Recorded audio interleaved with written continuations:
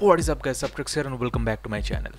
So I recently gave my TOEFL, and in this video I'll be sharing all the resources and my strategies that I used for my TOEFL exam. So let's go. Okay, so I gave my TOEFL around a month back and these are my TOEFL scores. So on total I scored 116, 29 in reading, 29 in listening, 30 in speaking and a 28 in writing. So yeah, I'm happy. Like 116, good TOEFL score. Okay, so let's dive into the resources that I used for the TOEFL. Now, to be frank, for the sake of writing, I wrote like I prepared for 1 week, but to be frank with you guys, I actually prepared like effectively for maybe 3 days for TOEFL. Like yeah, I had my GRE on 24th August and I had my TOEFL on 4th September. So I thought after GRE I'll be taking maybe 1-2 days of break, you know, just have some fun and chill, and then I'll be preparing for TOEFL. I'll have around a week to prepare for TOEFL, but as fate had it, I wasted a whole week and I just had around 4-5 days to prepare for TOEFL, and even out of that I effectively prepared for 3 days. So yeah, so straight out of the box, if you have like given GRE or GMAT, you should be pretty confident about your TOEFL. TOEFL is much easier as an exam compared to GRE or GMAT. So that's it. If you have already given your GRE on GMAT, so you're already like, you know, half prepared for it, and then it's just a matter of practice. So yeah, let's go into the resources. So the first resource that I used was the TOEFL IBT Test Prep Planner. So it's a PDF. It's available on the ETS TOEFL website for free. You can download it. The PDF, it mainly contains a general overview of the whole exam, the parts, the sections in the exam, like what kind of questions are generally there, how the questions are actually measured, like how you're marked on the question, what are the rubrics, and some practice questions to go along with that. So it's a pretty important PDF. You should definitely complete it. Okay, so the second is the TOEFL IBT reading practice question, and actually the next 4 PDFs are the reading practice question PDF, the speaking practice question PDF, the listening practice question PDF, and the writing practice question PDFs. So these are all PDFs around 60-70 pages. They all contain practice questions for the respective sections, and I suggest these are very important PDFs, so complete it, absolutely complete them, because these are the only PDFs you are going to need. You don't need to buy another course for TOEFL preparation or something like that. ETS provides you with everything. So these 5 PDFs, the TOEFL IBT Test Prep Planner and the 4 practice question PDFs, you complete them, you're good to go for TOEFL. So now next, let's talk about YouTube channels. YouTube channels help me a lot. So there are 4 YouTube channels I followed a lot. So the first one is Lingua Marina. So Lingua Marina has a lot of videos on TOEFL, like how to prepare for TOEFL, what are the strategies, what are the formats you can use for speaking and writing, etc. So yeah, pretty useful channel, you can check that out. The second channel is GregMatt. I talked about GregMatt in my GRE preparation video. If you haven't checked that out, check that out. So yeah, GregMatt's an awesome channel for GRE preparation and also for TOEFL preparation. The third channel I'm going to talk about is Noteful. They make a lot of videos on how you can tackle the speaking section and the writing section and the listening section too, how you can enhance your listening powers and stuff like that. So it's a good channel, Noteful. And the fourth channel is TOEFL Success. Now TOEFL Success, I specifically recommend it. It's a very important channel because it contains a lot of practice questions. Like the PDFs I talked about, the PDFs, they do not contain any audio files, so that you might think like I'm practicing for listening section but I'm not getting to hear anything. So TOEFL Success, it provides a lot of sample listening questions, sample speaking questions, sample writing questions. So I suggest you complete the listening questions from there. They are pretty good, exactly like the questions which are given in TOEFL, so that will help you a lot. So TOEFL Success, very important YouTube channel. Okay, so these are all the resources I completed. Yeah, basically the 5 PDFs that I talked about and practice questions from these YouTube channels. That was all the resource I completed in around 3 days. So it doesn't matter you do it for 3 days or a month. I believe these are the resources. If you complete these resources, these essential resources, you should be good to go. Also yeah, Magoosh also offers a 7-day free trial of their TOEFL course, so you can sign up for that. You can use the course for 7 days free. It contains some practice questions or for all the sections, so pretty handy if you want to practice some more questions. Okay, now let's talk about the tips and tricks or the strategies I used for my TOEFL examination. So the first section you're gonna get is reading. So the reading section, I'm not gonna speak a lot about it because it's very, very easy, believe me. Like if you have done comprehensions for GRE and GMAT, you know how tough those are, the RCs, dreadful RCs. So if you have tackled those kind of RCs, TOEFL RCs are just a cakewalk, basically a breeze. Because first of all, they are very easy to comprehend, no such huge words, no complexities, a lot of twists and turns, nothing like that. Basic, a topic will be given, something about the topic will be written in paragraphs. And the second thing is that the questions are always in order. Like the first question's answer, you will always find it in the first paragraph. The second question's answer, you will always find it in the second paragraph, like always after the first question's answer. So they are always in order, so that helps you a lot. I suggest you read them once you get the question. Many people just directly jump onto the questions. Don't do that. Just read the question, read the paragraph once and then go to the questions. It should be pretty easy. There shouldn't be a time crunch in the reading section because it's easy, that's it. And yeah, what I would like to point out is that there are actually two kind of questions that TOEFL gives for RCs. These kind of questions are not seen in GRE and possibly not in GMAT also. So the first type of question is you will be given a short part of the paragraph, the actual paragraph, and you will be given a new sentence, and you will have to insert the sentence in the correct position in the paragraph. Like there will be 4 marks, A, B, C, D. Like the question will be in which spot the sentence fits the best, and you will have to select your answer A, B or C, D.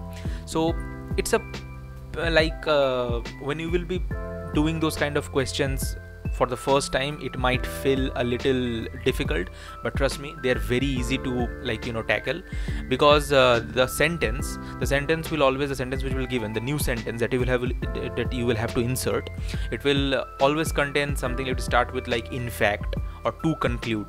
Like if it starts with in fact, in fact, and then there is a reason stated, so you get the idea that there must have been a reason stated before that. So look for that, and after that you place the sentence and read it if it makes sense.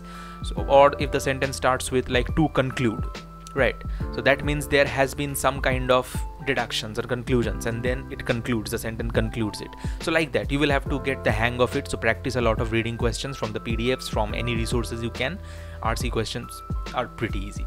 And secondly, the second type of questions that are new in TOEFL is that a paragraph, like a surmise of the whole paragraph will be given, and then 6 options will be given, 6 options, and from 6 options you will have to select 3 options, like a multiple choice questions. 3 options which contain the major points stated in the paragraph, major highlights of the paragraph, as you can say.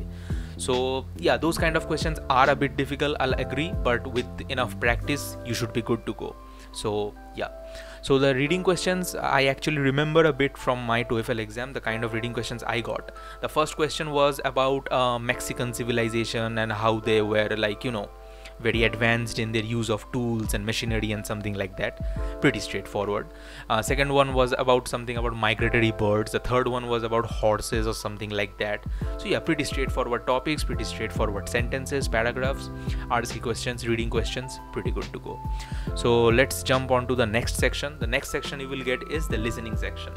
Now many people stumble in the listening section because many people find it hard to comprehend what they are listening.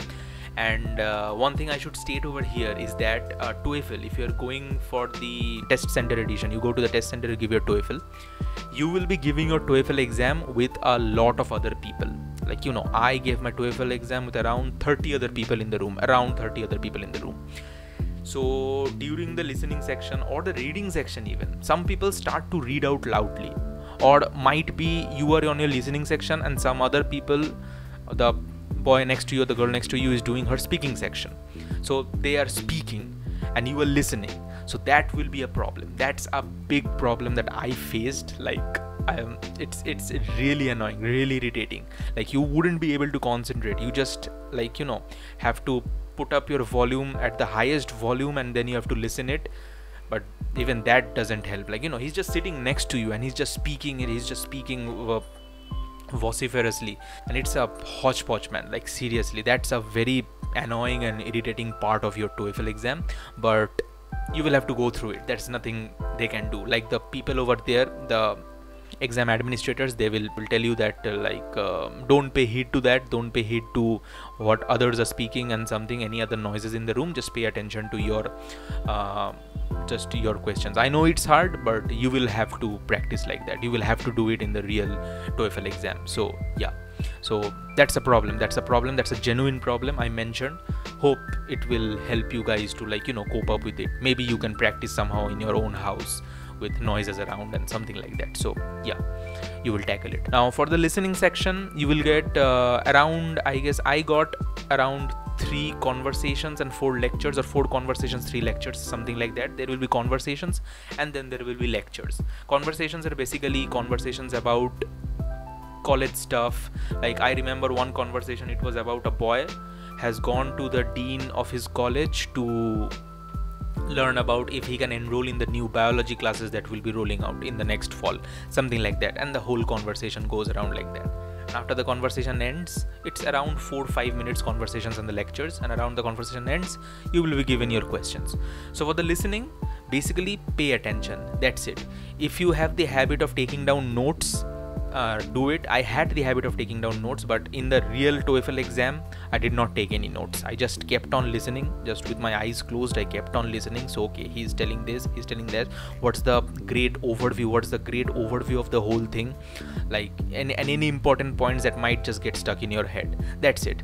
So don't take too much pressure. Listening exams are listening questions are easy. Just practice them. Practice a lot of them from the TOEFL Success YouTube channel that I mentioned. Practice a lot of listening questions and you should be fine. So yeah, after the listening section, there will be a 10 minutes break. The 10 minutes break is mandatory. You have to take your break. So I suggest you take it because it really helps. Just go to the washroom, freshen up, and then eat something. I suggest you carry biscuits or Snicker bars. Snickers are really good. Have something, it will fill you up, and you will be ready for the next 2 sections of your exam. So yeah, the third section you're going to face is the speaking section. Now speaking section, there will be 4 tasks of the speaking section. The first task will be an independent task. Like a topic will be given and you will have to speak whatever you think of it. My topic was, should children be allowed to use phones from an early age? Something like that. Speaking section, the basic essence of speaking, what I understood is that you will have to follow a format. It can be any format. The format I followed, I will tell you. I followed this format. I start the sentence with "in my view," these 3 words, "in my view," and then I state my view for all the speaking parts. For the 4 speaking tasks I framed my question like this. Start with "in my view," and then state your view, and then firstly the first reason, secondly the second reason. That's it. That ends your speaking task answer, because you are going to get, I guess for the first task you get 45 seconds, and for the rest of the 3 tasks you get 60 seconds to speak. So that's enough to speak. In my view, your reason; in my view, your opinion; firstly first reason; secondly second reason. That's the format I followed. There are many other formats you can see from Lingua Marina or Noteful YouTube channels. There are many other formats. This is the format I stuck. For the second task, you will get a campus conversation, something like that. A campus conversation. I got about 2 people are talking about whether the chess club in the college should be there or not, because the chess club doesn't attract many people, something like that.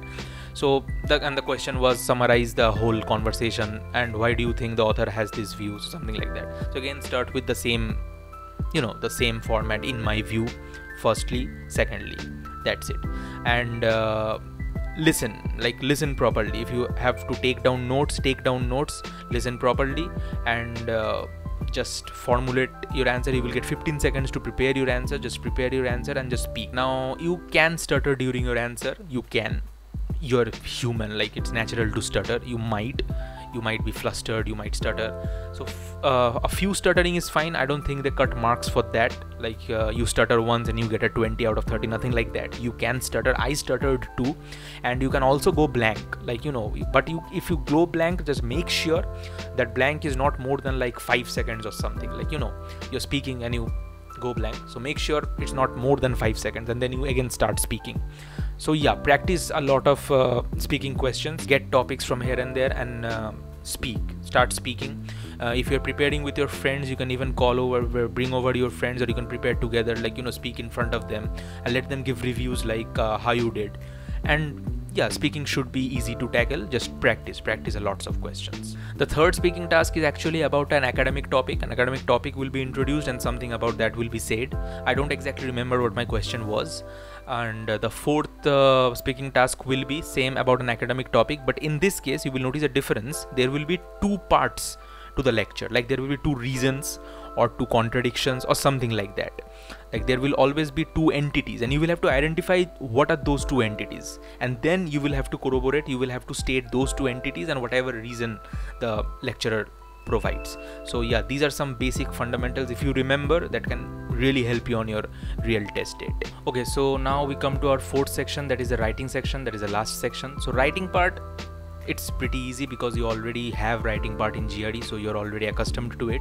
The writing task there are two tasks. The first is the integrated task, that is there will be a reading part, a listening part, and then the writing part. So there will always be this format. Like in the reading part, there will be three entities which are stated. Like for example, I got something about axolotls. Like axolotls are amphibians which are present in the Mexican swamplands, and they're getting extinct because the swamplands are being destroyed, buildings are being constructed on them, farmers are using too much insecticides, pesticides in the water, so that is killing. And like this, there were 3 points mentioned in the reading passage, and then in the listening passage those 3 points were actually countered.